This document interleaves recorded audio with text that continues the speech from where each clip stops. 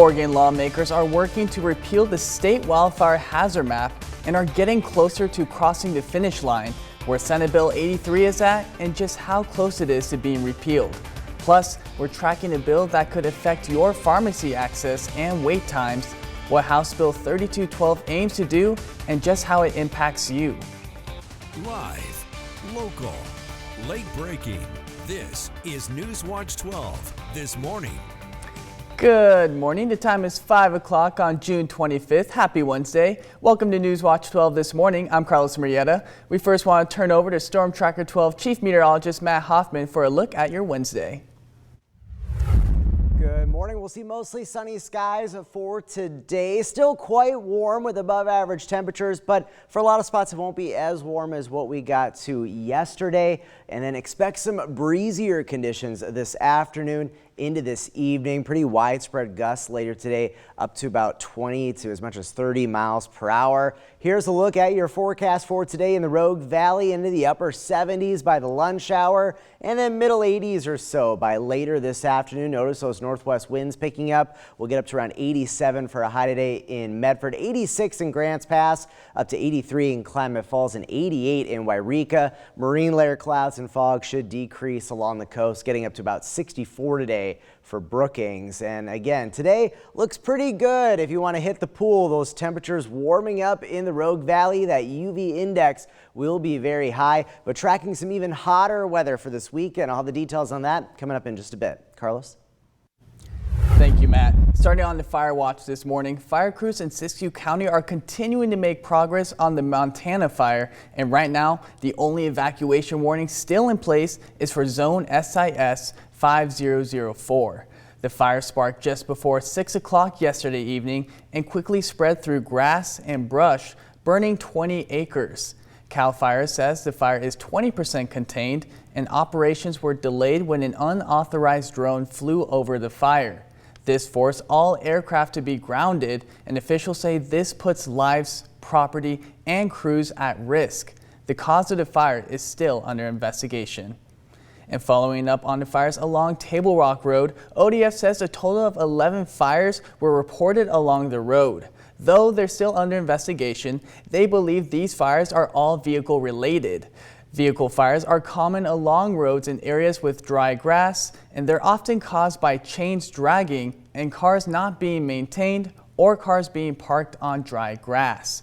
All of these fires were stopped at small sizes, but ODF urges you to help prevent human-caused fires.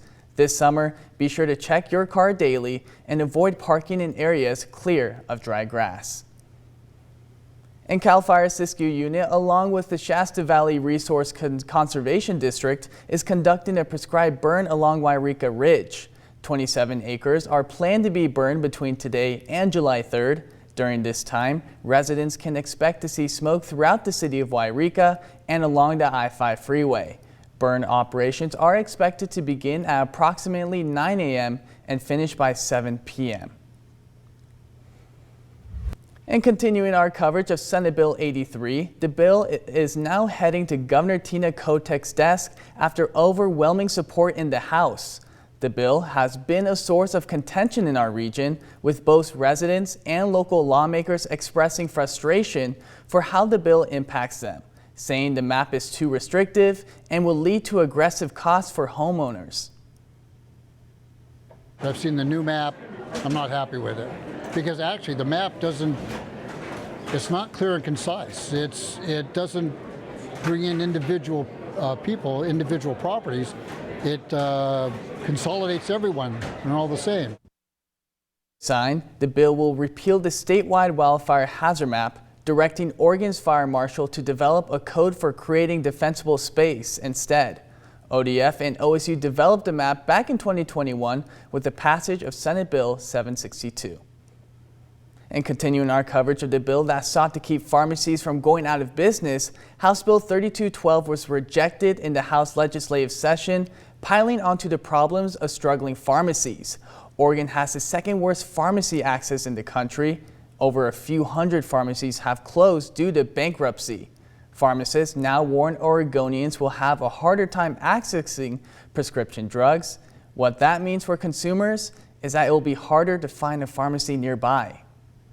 And now we're going to have more pharmacies closed, and people are going to suffer because they're not going to have access to their pharmacies. Nobody's going to drive 4 hours to go get a medication. That's just not feasible. What they're going to do is they're going to go to their closest hospital and back up the emergency rooms because they can't get access to their medications. With pharmacies shutting down, people who go to local pharmacies in urban communities are expected to see longer wait times. Mayo also said some people have to drive just for hours to find the nearest Walgreens. Local pharmacies in Southern Oregon, like Black Oak, mentioned with pharmacies closing, it makes it hard enough to staff people in order to meet demand. New this morning, the Oregon legislature has unanimously passed House Bill 3589, which aims to address the growing housing crisis among older Oregonians. The bill sets up a senior housing development initiative with a $24 million investment. This is to provide safe and affordable housing for low-income seniors and people with disabilities. The funding comes from a $24 million transfer from Oregon's Property Tax Deferral Program for disabled and senior homeowners. This program allows eligible seniors to defer property taxes until they move or sell their homes. And a recreational use advisory has been issued at Lost Creek Lake for harmful algae blooms after a dog recently died at the lake. While the dog's death hasn't been confirmed to be related, the Oregon Health Authority says to avoid swimming, boating, and other high-speed water activities where these blooms are present. Children and dogs are especially at risk if exposed to the toxins from this algae. And for more details on how to stay safe, you can head to our website, kdrv.com. And if you choose to cool off in our local waterways, Jackson County Sheriff's Office Marine Division is making sure boaters are staying safe. With nearly 60 square miles of water in Jackson County, just a handful of deputies are on constant patrol. The Marine Division is constantly on the move, keeping watch over everything from remote lakes to the Rogue River. Deputies say education is key, especially for kids. We're out here doing enforcement and education. You know, we like to let people know to wear a life jacket, be safe. We want to make sure that education is a big piece for them. A lot of people don't realize how bad water can be until they're on the water. While the Oregon State Marine Board recently faced a funding reduction, which impacts this department, they say this won't stop them from staying visible and active.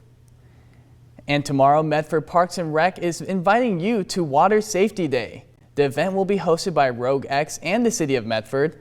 This is a free family event that will feature interactive demonstrations, safety workshops, and fun activities with essential water safety tips.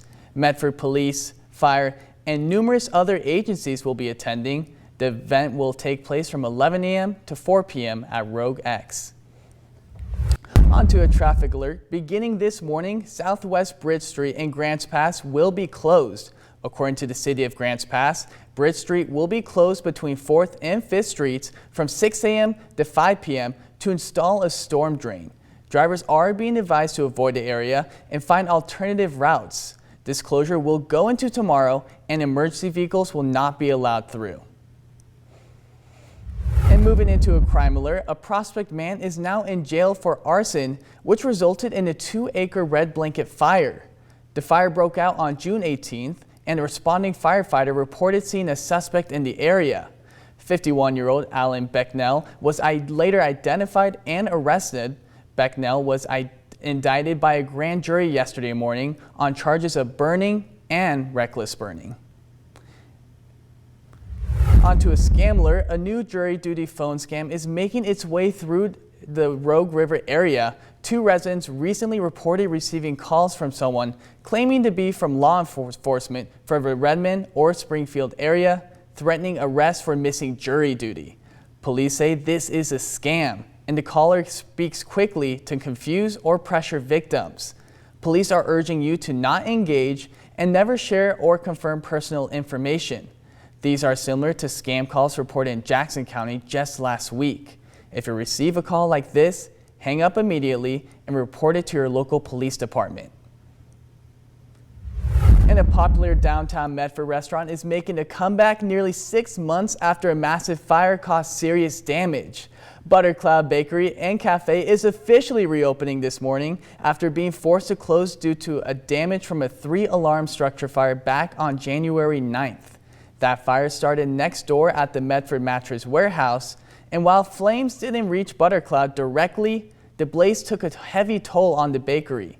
And after months of repairs and restoration, the owners say they're ready to welcome the community back. Now, NewsWatch 12 plans to be there this morning when Buttercloud officially reopens at 8 a.m.